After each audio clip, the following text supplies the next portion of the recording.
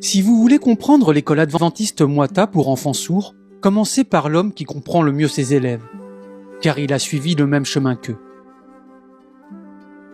Jennis Obiero est le directeur de l'école adventiste Moita à Kisii, au Kenya. Mais il y a des années, il n'était qu'un jeune garçon dont la vie a basculé en un instant. Obiero n'est pas né sourd.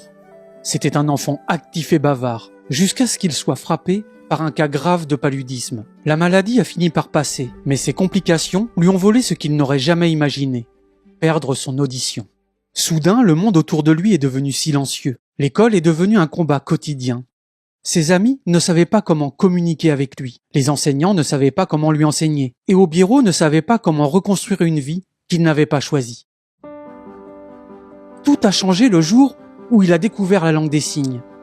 Il a enfin pu communiquer à nouveau. Il a retrouvé confiance en lui et pour la première fois, depuis qu'il avait perdu l'ouïe, l'espoir est revenu. En devenant sourd, j'ai compris que c'était le plan de Dieu.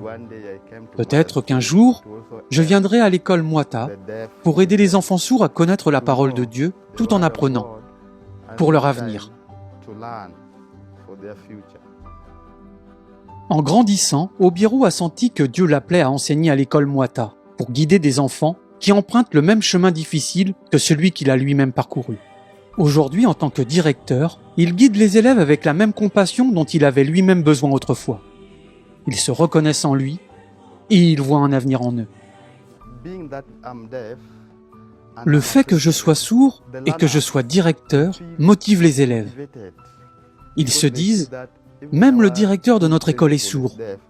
Nous pouvons devenir quelqu'un dans le futur. » Mais Moita a dû faire face à des difficultés pratiques.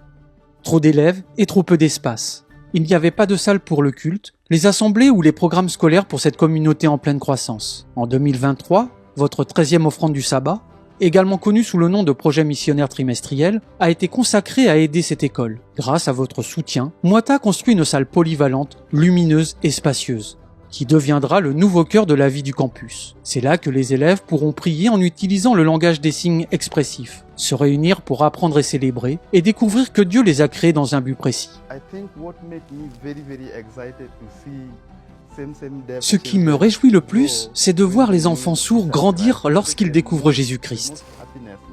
C'est le moment le plus heureux de ma vie, car au bout du compte, nous avons tous besoin du Christ dans notre vie. Pour le directeur Obiero, la nouvelle construction est un symbole de la guidance divine.